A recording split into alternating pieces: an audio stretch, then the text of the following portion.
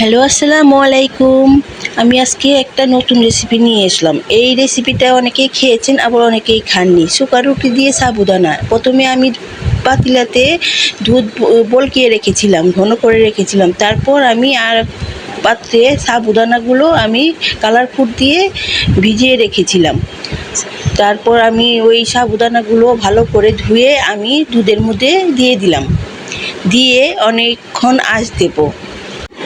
দুধগুলো একটু ঘন করে নিব, না হলে এই ভিজানো শুকনো রুটিগুলো মজা লাগবে না। আমি ঘন করে নিব, এই ভালোভাবে আঁচ দিয়ে আমি ঘন করতেছি। কালারটা কত সুন্দর, অনেক ভালো লাগতেছে, দানা দানা, দেখতেও ভালো লাগতেছে। দুধগুলো ঘন হলে ভালো লাগে খেতে। আমি আর একটা প্লেটে শুকনো রুটি সাজিয়ে রেখেছি। এখন আমি ওই দুধগুলো শুকনো রুটির মধ্যে ঢেলে দিব। দুইটা প্লেটে আমি রেখেছি, শুকনো রুটির মধ্যে ঢেলে দিব। এই শুকনো রুটির মধ্যে আমি ঢেলে দিতেছি, দিয়ে আমি ওই সাবুদানাগুলো চামচ দিয়ে উঠিয়ে আমি সুন্দর করে সাজিয়ে দিব। অনেক মজা, দেখতে অনেক সুন্দর, কালারটা খুব ভালো লাগে, খেতেও খুব ভালো লাগে। দুধটা ঘন হলে ভালো লাগে। অনেকে এইভাবে খেয়েছেন, আবার অনেকেই খাননি।